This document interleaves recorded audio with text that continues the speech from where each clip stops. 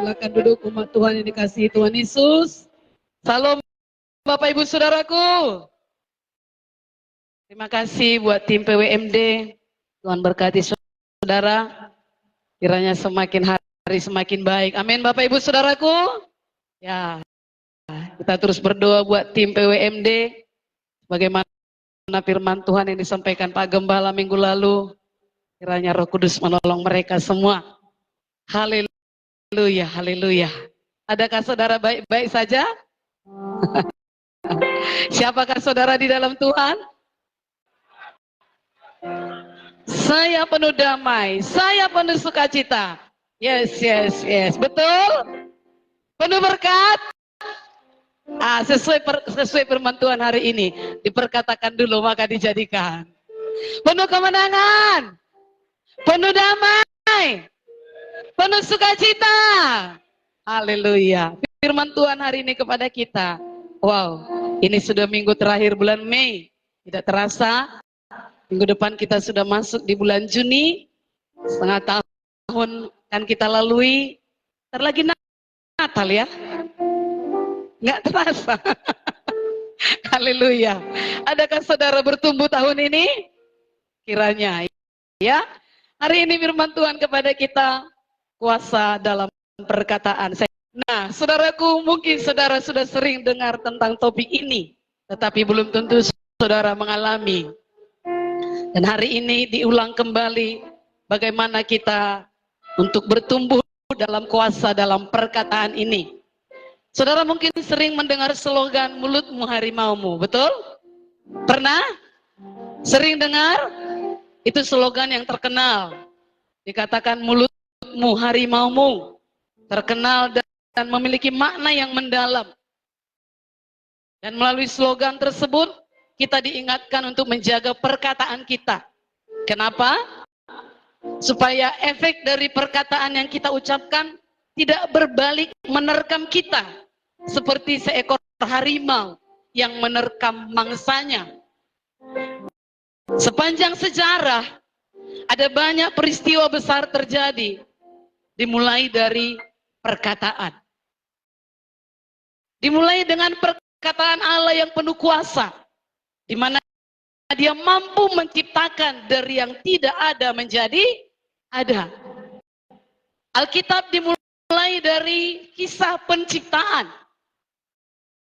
Kejadian 1 ayat 1 berkata, pada mulanya Allah menciptakan langit dan bumi. Kemudian di ayat 3 dia katakan, berfirmanlah Allah, jadilah terang. Lalu terang itu jadi.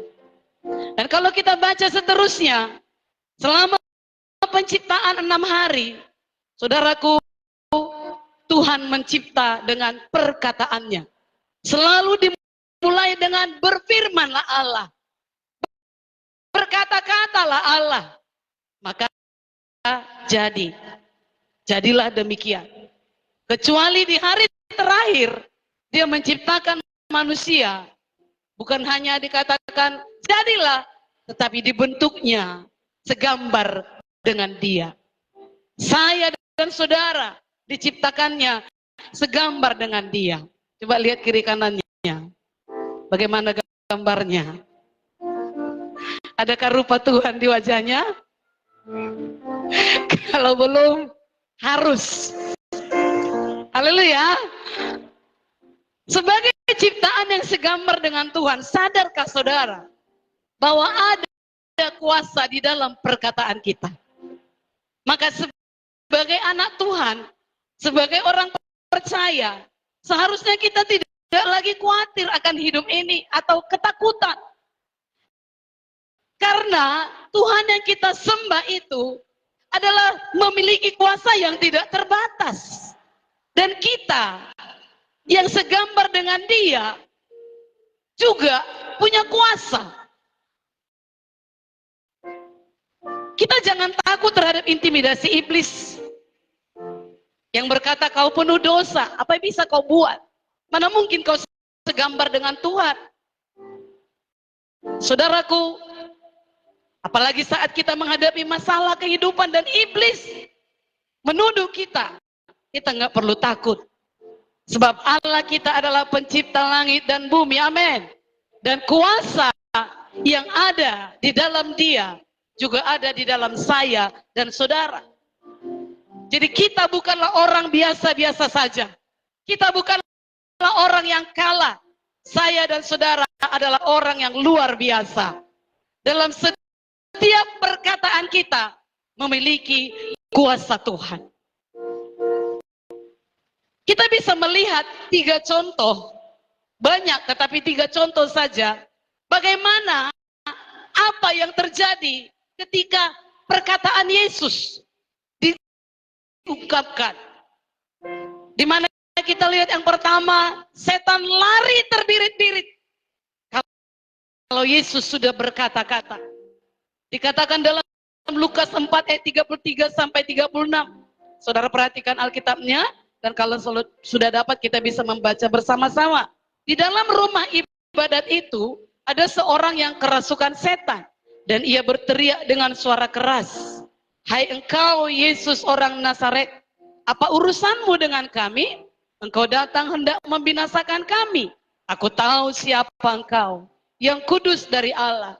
Tetapi Yesus menghardiknya, katanya, diam, keluarlah daripadanya. Dan setan itu pun menghempaskan orang itu ke tengah-tengah orang banyak, lalu keluar daripadanya, dan sama sekali tidak menyakitinya.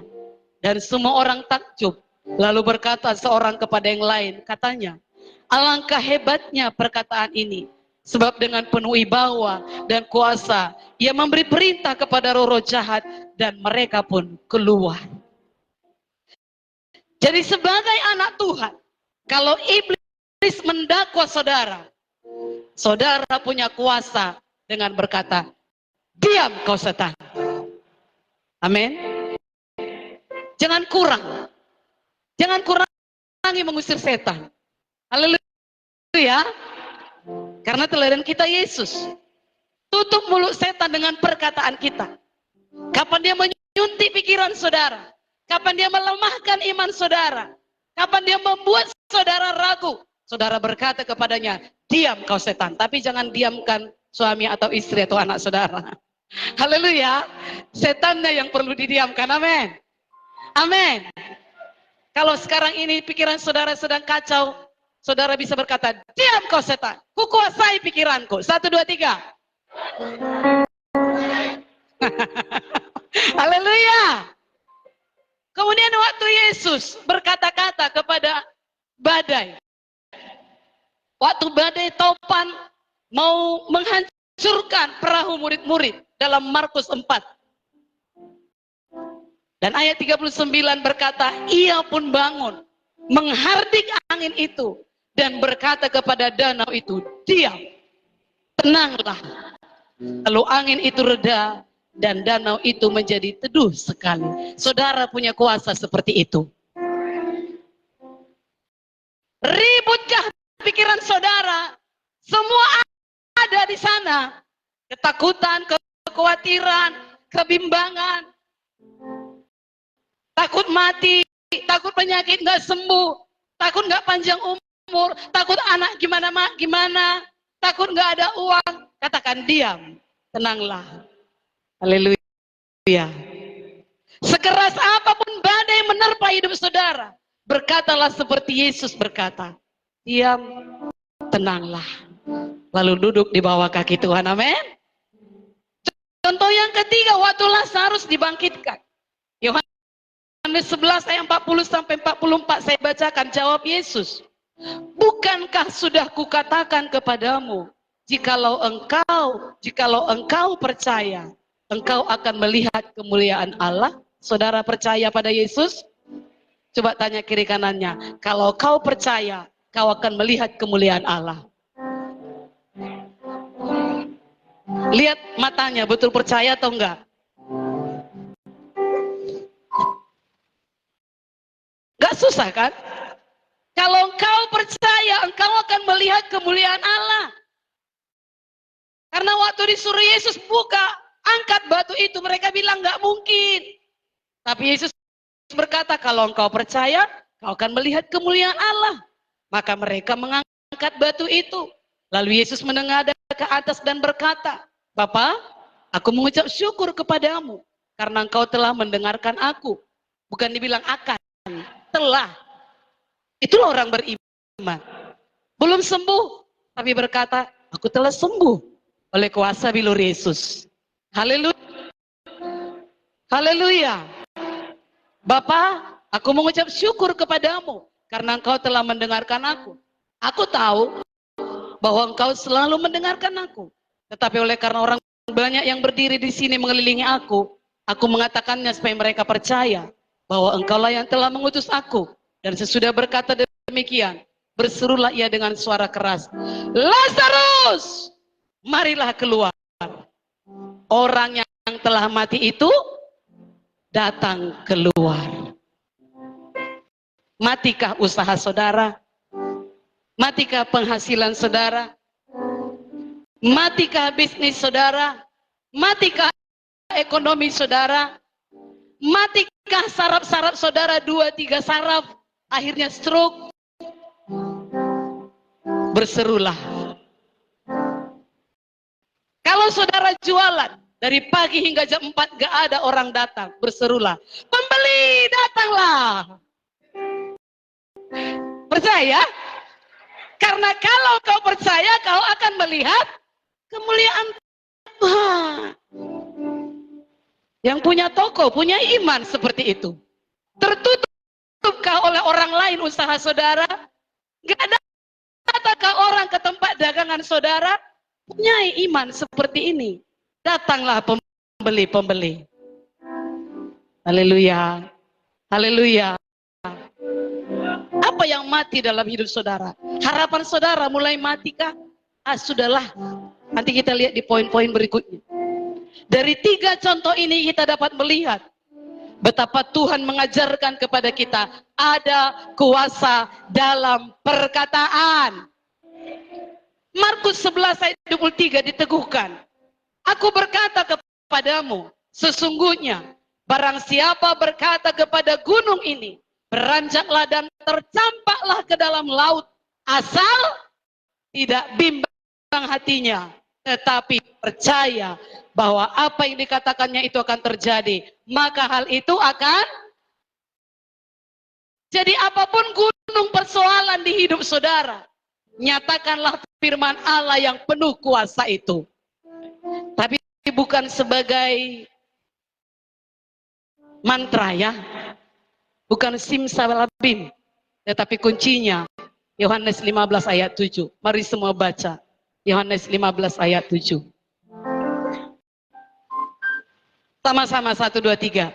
Jikalau kamu tinggal di dalam aku dan firmanku tinggal di dalam kamu, mintalah apa saja yang kamu kehendaki. Bahasa Bataknya coba rimang-rimangi dulu kata-kata Yesus ini. Renungkan dulu. Jikalau kamu tinggal di dalam Yesus, adakah saudara di dalam Yesus? Itu kuncinya. Dan firmanku tinggal di dalam kamu. Jangan Alkitab tinggal di lemari, tapi isinya taruh di dalam hati. Mazmur 119 berkata, aku menyimpan janjimu dalam hatiku. Bukan dilemarikan Alkitab ini. Isinya dipindahkan ke dalam hati melalui baca, perkatakan, renungkan, lakukan. Amin. Maka terjadilah, mintalah apa saja yang kamu kehendaki dan kamu akan menerimanya. Jadi bukan hanya sekedar diperkatakan, bukan omong kosong, tapi kehidupan. Apa saudaraku? Perhatikan itu kuncinya. Perkataan kutuk yang harus kita hindari. Karena itu menghambat berkat, menghambat mujizat terjadi. Hari ini kita perhatikan. Iblis itu dia bodoh tapi licik. Jika kita belum mengalami perkara besar karena perkataan kita, itu karena iblis berusaha mencemarkan mulut kita dengan perkataan-perkataan yang salah. Dan kalau mulut kita sudah tercemar, gak jadi apa yang kita perkatakan tadi. Perkataan yang keluar dari mulut yang sudah tercemar adalah perkataan kutuk. Apa itu? Yang pertama, sungut-sungut atau mengeluh. Katakan kiri kanan saudara, jangan suka bersungut-sungut dan mengeluh. Amin. Bangsa Israel mencapai 40 tahun masuk dalam tanah perjanjian. Kenapa? Karena bersungut-sungut. Suka banget mengeluh. Padahal bisa lebih cepat daripada itu sampainya. Dan tahukah saudara, Yakobus berkata, mulut yang suka mengeluh menjadi sumber mata air yang pahit. Yakobus 3 ayat 9 sampai 12 berkata begini, dengan lidah kita memuji Tuhan Bapa kita, dan dengan lidah kita mengutuk manusia yang diciptakan menurut rupa Allah. Aku ini apalah, aku ini bodoh banget, aku ini gak berhasil. Itu perkataan kutuk, padahal kita segambar dengan Allah. Dari mulut yang satu keluar berkat dan kutuk. Hal ini saudara-saudaraku tidak boleh demikian terjadi. Apa saudaraku? Tidak boleh. Anak-anak Tuhan perkataannya harus perkataan berkat. Tidak perkataan kutuk. Apa perkataan kutuk? Yang pertama, sungut-sungut, mengeluh. Adakah sumber memancarkan air tawar dan air pahit dari mata air yang sama? Enggak. Saudara-saudaraku, adakah pohon ara dapat menghasilkan buah zaitun? Enggak. Dan adakah pokok anggur dapat menghasilkan buah ara? No. Demikian juga mata air asin tidak dapat mengeluarkan air tawar. Jadi anak-anak Tuhan, perkataannya adalah perkataan berkat. Bukan perkataan kutuk. No sungut-sungut, no mengeluh. Goncang kiri kanan saudara, apapun keadaanmu, no sungut-sungut, no mengeluh. Amin. Saudara harus ingat, pada waktu mulut mau bersungut-sungut atau mengeluh, langsung ingat, ini kutuk, gak boleh. Gantikan dengan perkataan berkat. Amin. Perkataan kutuk apalagi menyalahkan orang lain. Sama seperti murid-murid waktu panik pada saat badai topan datang. Apa yang mereka lakukan? Menyalahkan Yesus. Guru, engkau tidak peduli kalau kita binasa. Markus 4, 37, 38. Mengamuklah taupan yang sangat dahsyat dan ombak menyembur masuk ke dalam perahu. Sehingga perahu itu mulai penuh dengan air. Pada waktu Yesus sedang tidur di buritan di sebuah tilam. Maka murid-muridnya membangunkan dia dan berkata kepadanya, Guru, kau tidak peduli kalau kita binasa? Katakan kiri kananmu, jangan menyalahkan orang lain. Apalagi menyalahkan Tuhan. Itu kutuk. Amin. Kalau kata orang kita, pantang begitu. Jangan pernah salahkan Tuhan. Ya enggak pedulinya kau sama aku Tuhan. Udah begini kali pun hidupku kok. Semua kok. Nah, itu menyalahkan Tuhan. Jadi perkataan menyalahkan orang lain, apalagi menyalahkan Tuhan, itu perkataan kutuk. Itu menghalangi mujizat.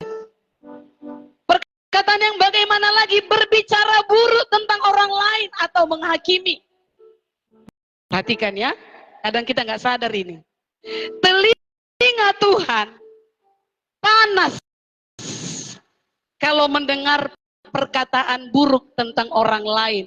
Apalagi dengan hamba Tuhan yang mungkin bisa saja berbuat salah. Karena itu, daripada menggosipkan, lebih baik mendoakan. Katakan di kiri kanan saudara, daripada menggosipkan lebih baik mendoakan. Saya bacakan bilangan 12 ayat 1 dan 2, kemudian ayat 10. Ini firman bukan menakut-nakuti, tapi membebaskan kita, amin. Amin. Jangan ada pikiran kotor, ibu ini nakut-nakuti. Ngapain saya nakut-nakuti saudara? Saya mau memberkati saudara, amin. Ayat 1 dan 2 dikatakan, Miriam serta Harun mengatai Musa berkenaan dengan perempuan Kus yang diambilnya. Sebab memang ia telah mengambil seorang perempuan Kus. Kata mereka, sungguhkah Tuhan berfirman dengan perantaraan Musa saja? Bukankah dengan perantaraan kita juga ia berfirman? Dan kedengaranlah hal itu kepada Tuhan. Ayat 10. Dan ketika awan telah naik dari atas kemah, maka tampaklah Miriam kena kusta, putih seperti salju. Ketika Harun berpaling kepada Miriam, maka dilihatnya bahwa dia kena kusta. Saudara nggak perlu takut kusta seperti yang di pinggir-pinggir jalan itu. Tapi ada namanya kusta rohani. Sulit dipulihkan kalau nggak bertobat. Mengata-ngatai orang lain, termasuk mengatai hamba Tuhan. Siapapun hamba Tuhannya, nggak perlu dikata-katai. Lebih baik didoakan. Apalah Pak Eko itu, gitu-gitu aja khotbahnya, nggak perlu, doakan. Mananya Ibu Olija itu? Nggak dibiarkan lagi Ibu dinamai. Si Olija itu, si Eko itu, apa itu? Bukan hanya dia bisa memimpin. Didoakan. Haleluya. Haleluya. Lihat Miriam mengatai Musa. Emang dia aja yang bisa? Kena kus.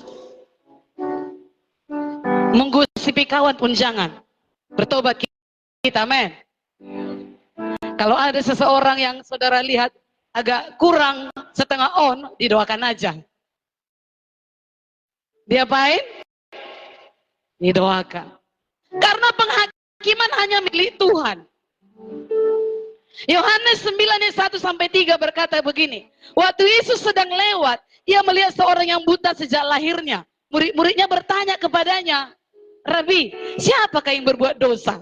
Kenapa dia buta? Orang ini atau orang tuanya? Kenapa dia lahir buta? Jawab Yesus apa? Bukan dia dan bukan juga orang tuanya. Tetapi karena pekerjaan-pekerjaan Allah harus dinyatakan di dalam dia. Jadi nggak usah tanya-tanya apa dosanya. Kau nggak bayar perpuluhan ya, makanya kau rugi. Kau pelit ya, kau ini ya, kau itu ya, nggak perlu. Penghakiman milik Tuhan. Bahkan di ayat yang lain, Yesus menjawab murid-muridnya. Dalam Yohanes 21, 22. Di terakhirnya dikatakan, itu bukan urusanmu. Tetapi engkau ikutlah aku. Katakan kiri kanan saudara, urusanmu ikut aja Tuhan. Gak usah kau menghakimi. Haleluya. Mau dia berdiri, mau dia duduk, mau dia tegak, mau apa, urusanmu ikutlah Tuhan. Amin. Jadi kalau kita membicarakan hal buruk tentang orang lain, bahkan menghakimi, itu perkataan kutuk. Selanjutnya dikatakan perkataan apatis, pesimis, berasumsi. Apa itu? Mungkin anak-anak muda ngerti, tapi orang tua kita mungkin nggak ngerti. Apatis itu dia nggak peduli, acu tak acu, lompat kau di situ Pak, terus lompatlah, aku tetap tegak. Apatis. Masa bodoh. Terganggu telinga aku dengar musik itu salah tadi. Apatis. Danlah lebih baik tegak. Apatis. Masa bodoh. Pesimis itu apa? Gak punya harapan. Khawatir kalau nanti buka usaha ini gagal gimana pula ya. Nanti rugi pula. Itu pesimis. Lebih parah lagi, berasumsi mungkin karena ini, mungkin karena itu. Saudaraku, sikap apatis, pesimis atau berasumsi tidak mengundang berkat Tuhan. Haleluya. kita bisa melihat bedanya antara 10 pengintai dengan 2 pengintai.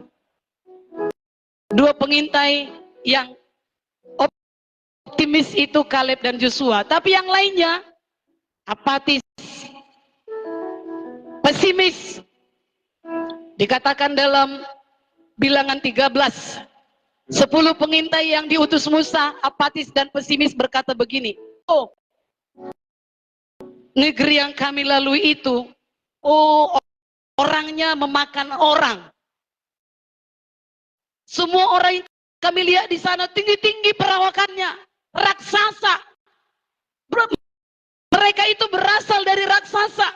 Dan kami lihat, kami seperti belalang, gak ada apa-apanya. Apatis, pesimis. Gak akan bisa kita memasuki negeri itu. Sedangkan Kaleb dan Yosua optimis berkata, oh Musa, negeri yang kami lalui, yang kami intai itu luar biasa baiknya. Jika Tuhan berkenan kepada kita, maka kita akan masuk ke negeri itu, negeri yang berlimpah susu dan madunya. Amin. Dan hasilnya sangat berbeda. 10 pengintai yang melihat dirinya belalang memang gak jadi apa-apa, mati di padang gurun. Tapi Kaleb dan Yosua yang optimis berkata, bisa. Negeri yang akan kita masuki itu berlimpah susu dan madunya. Kita pasti bisa mengalahkan mereka. Dan mereka lah yang sampai ke sana. Amin. Dari hal ini, biarlah perkataan mulut kita jangan menjadi penghalang berkat kita. Berasumsi siapa? Sarah. Dia berasumsi dan berkata, mungkin Tuhan gak kasih aku anak lagi. Ini hambaku, hampirilah. Dan masalahnya Abraham pun mau pula mendengar asumsi si Sarah. Dalam Kejadian 16 ayat 1 dan 2. Engkau tahu Tuhan tidak memberi aku melahirkan anak. Karena itu hampirilah hambaku ini. Mungkin. Mungkin oleh dialah aku dapat memperoleh seorang anak. Dan Abraham mendengarkan perkataan Sarai. Dan kita lihat akibatnya sampai sekarang. Apa yang terjadi? Antara keturunan Hagar dan keturunan Sarah selalu. Itu akibat asumsi. Kalau saudara berasumsi terhadap seseorang, stop. Mungkin dia begini, mungkin dia begitu. Jangan berasumsi. Katakan kiri kanan saudara, jangan berasumsi. Itu perkataan kutuk. Kemudian yang terakhir perkataan kotor sebelum poin berikutnya tentunya ya. Efesus 4:29 kita baca. Kemudian kita sambung nanti Efesus 5 ayat 4. Sama-sama 1, 2, 3. Janganlah ada perkataan kotor keluar dari mulutmu. Tetapi pakailah perkataan yang baik untuk membangun di mana perlu. Supaya mereka yang mendengarnya, yang masih biasa berkata kotor, katakan saya bertobat. Oh, masih banyak. Haleluya. Mari kita semua mengubah, amin. Mulut kita jaga, tidak ada lagi perkataan kotor. Perkataan kotor semua nama jenis yang tidak baik, termasuk nama-nama yang di kandang-kandang itu, nama-nama hewan, nama-nama binatang. Jangan sebutkan itu di rumah saudara. Perkataan tubuh yang jelek-jelek, jangan disebutkan. Itu perkataan kotor, amin. Dan juga perkataan yang tidak membangun. Itu perkataan kotor. Kemudian Efesus 5:4 apa katanya? Demikian juga perkataan yang kotor, yang kosong, atau yang sembrono. Karena hal-hal ini tidak pantas. Tetapi sebaliknya, jadi anak Tuhan tidak pantas berkata-kata kotor. Katakan saya tidak pantas berkata-kata yang kotor. Bagaimana caranya supaya perkataan kita bersih? Ini dia yang membersihkan mulut kita, hati kita. Baca Alkitab. Schedule dibagikan di awal tahun. Adakah saudara baca Alkitab saudara tahun ini? Dari hari ke hari? Kalau saudara agak-agak sibuk, tidak sempat. Yang paling parah agak malas baca WA group.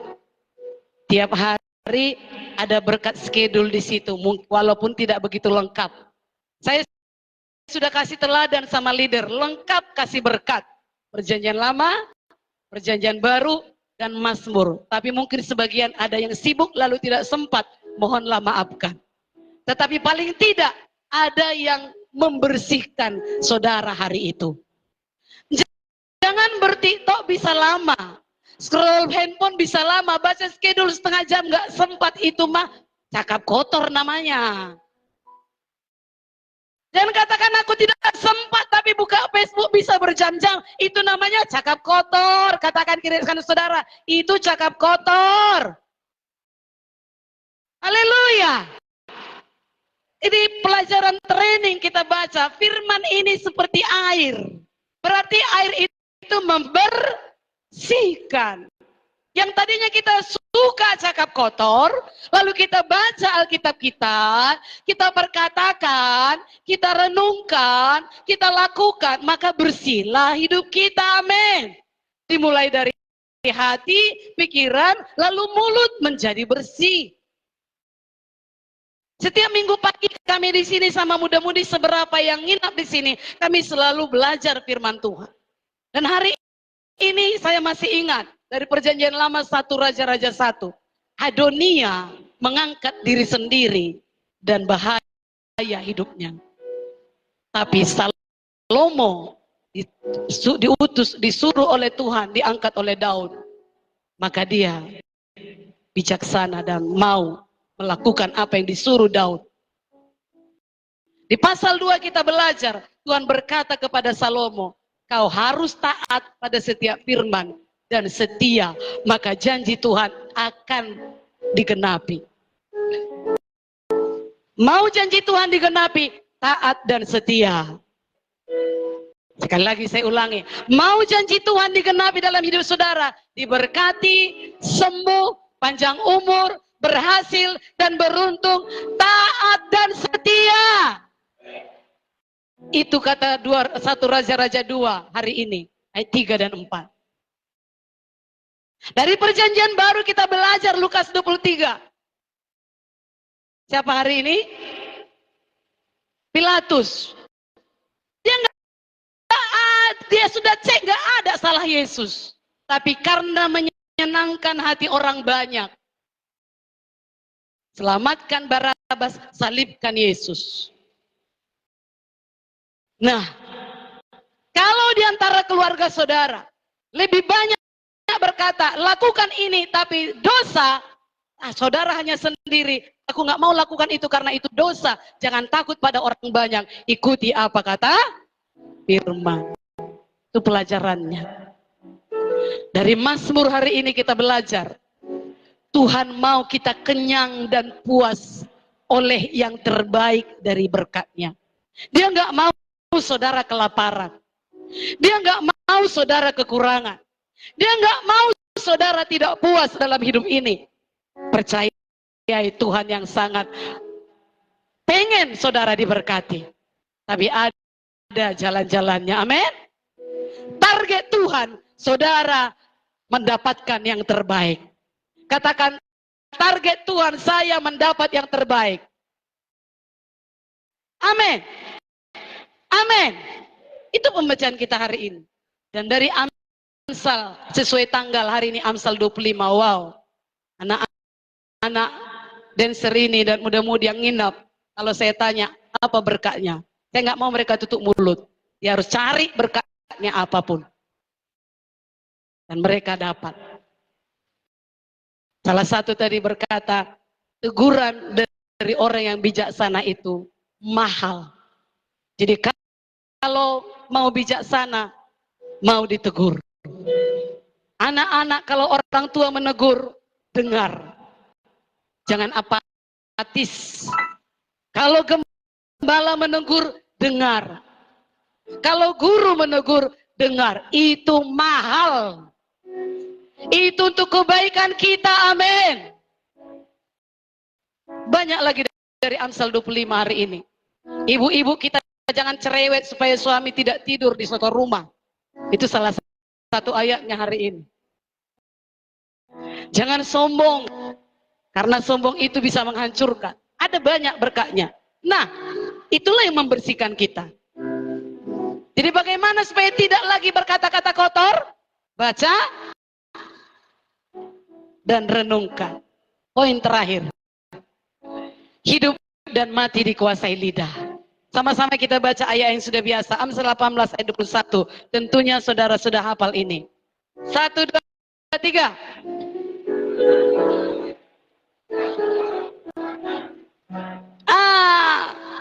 Dengan tegas dikatakan hidup dan mati dikuasai lidah.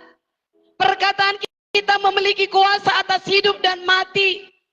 Perkataan yang baik dan positif dapat membangun iman, amin. Memberikan semangat, menyembuhkan hati yang terluka. Bisa sebaliknya. Perkataan yang sesuai dengan kebenaran firman dapat memberikan kekuatan rohani. Bisa juga kelemahan rohani. Kalau sebaliknya, perkataan yang dipenuhi iman dan kasih karunia dapat mengalahkan kuasa kegelapan. Dan itu menembus ke dalam dunia roh. Maka perkatakanlah perkataan yang sesuai firman, amin. Bangun pagi saudara berkata, saya diberkati, saya sembuh, saya sehat, saya panjang umur, amin. Saya beroleh kasih karunia Tuhan hari ini dalam pekerjaan saya. Usaha saya berhasil, bisnis saya berhasil.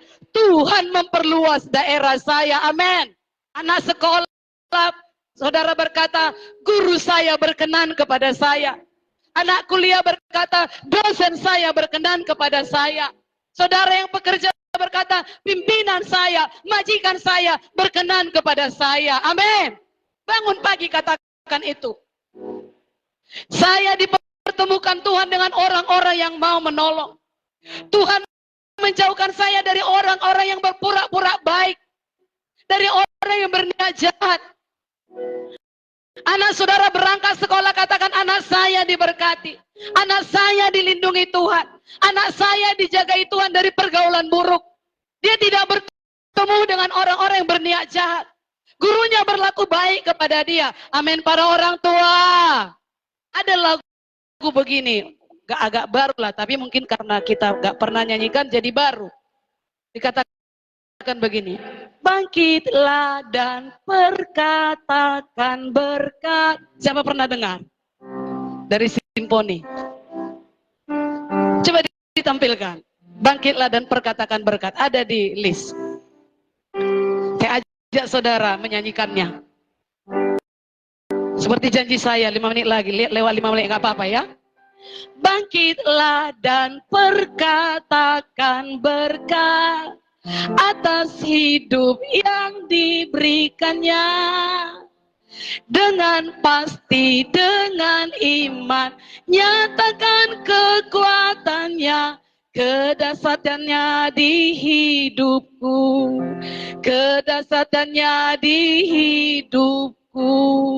Amin. Imanku berkata, Tuhanku hebat. Yesusku berkata, ku kuat melangkah bersama Dia.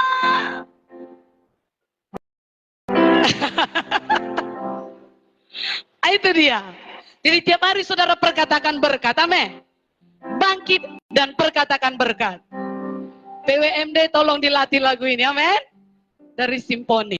Itu sangat memberkati. Itu lagunya awalnya gini, na na na na na na. Saya terlalu tinggi tadi membawakannya. Na na na na na na na na na. Bangkitlah dan perkatakan berkat. Katakan kiri kanan saudara. Bangkitlah dan perkatakan berkat. Tuhan kita hebat. Engkau bisa. Amin. Nah, hal yang sama dapat kita perkatakan pada suami, istri, anak kita, dan orang lain. Jadi mari menjaga perkataan dengan berhati-hati. Pilih perkataan yang membangun. Katakan ke kiri kanan saudara, pilih perkataan yang membangun. Berpikir sebelum mengucapkan sesuatu. Amin. Pastikan itu benar. Pastikan perkataanmu baik. Pastikan perkataanmu bermanfaat. Berdoa supaya Tuhan bisa mengendalikan perkataan kita. Supaya kita, maksud saya, supaya kita dapat mengendalikan perkataan kita. Sekali lagi tadi, perbanyak baca Alkitab, sehingga perkataan kita semakin kaya akan firman. Amin. Ayat terakhir, sesuai dengan hal itu ya. Yeremia 1, semua membacanya, kita sambil bangkit berdiri. Dan penyanyi pemusik boleh maju. Yeremia 1 ayat 9 sampai 10. Kita baca 1, 2, 3. Lalu Tuhan mengulurkan tangannya dan menjamah mulutku. Tuhan berfirman kepadaku, sesungguhnya aku menaruh perkataan-perkataanku ke dalam mulutmu. Ketahuilah, pada hari ini aku mengangkat engkau atas bangsa-bangsa dan atas kerajaan-kerajaan untuk mencabut dan merobohkan, untuk membinasakan dan meruntuhkan, untuk membangun dan menanam. Apa maksudnya ini? Ini perkataan Tuhan kepada Yeremia. Saudaraku, sebelum Allah mengutus Yeremia sebagai penyambung lidah Allah, dia terlebih dahulu menaruh perkataannya dalam mulutnya. Perkataan ini masih relevan saat ini. Masih berlaku untuk kehidupan kita orang percaya masa kini. Melalui perkataan kita, kita dapat mencabut rasa takut dari hidup kita. Sesuai dengan firman Tuhan.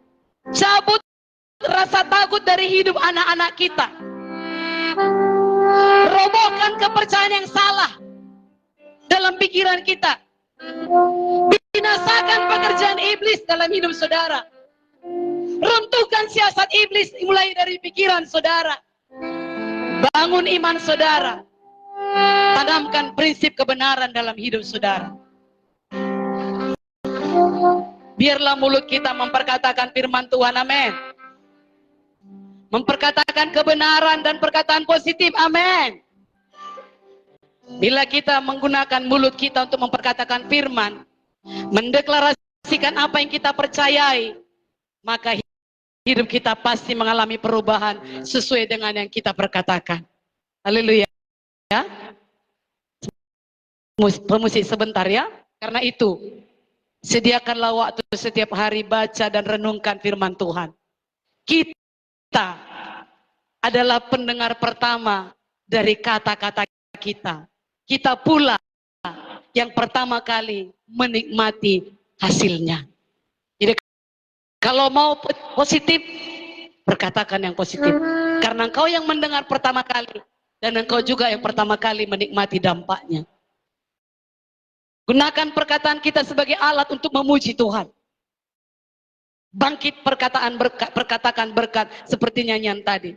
Bangun orang lain, bangun dirimu sendiri, bangun anak-anakmu. Perkatakan kebenaran firman. Dan melalui itu, orang lain dibawa kepada Tuhan. Haleluya saudaraku. Haleluya. Bisa berubah mulai hari ini. Stop kata-kata kotor. 5 kata-kata kutuk tadi stop. Apa yang pertama? Apa yang pertama tadi? Sungut dan mengeluh. Ada di warta saudara, baca nanti ya. Haleluya. Itu perkataan kutuk. Yang kedua apa? Apa? Menyalahkan orang lain. Apalagi menyalahkan Tuhan. Enggak kau taunya Tuhan, taunya dia. Kita yang enggak tahu. Yang ketiga apa? Hah? Apa? Menggosipkan orang lain. Apalagi hamba Tuhan. Jangan. Lebih baik yang keempat, apatis, pesimis, berasumsi. Apatis masa bodoh, pesimis Gak ada harapan. Berasumsi mungkin Tuhan gak memberkati aku lagi. Mungkin dia itu begini. No. Tapi optimis. Jangan seperti 10 pengintai. Kita ini belalang, apalah. Tapi katakan, negeri yang kita datangi itu berlimpah susu dan madunya. Saya bisa berhasil. Usaha saya bisa berhasil. Dan yang terakhir, jangan berkata kotor. Semua yang tidak membangun itu kotor. Haleluya. Hidup dan mati, biarlah langkah-langkah kita dipenuhi dengan mujizat Tuhan. Sesuai dengan penyembahan kita. Mari kita menyembah Tuhan. Biarlah hidup kita menggenapi firman Tuhan.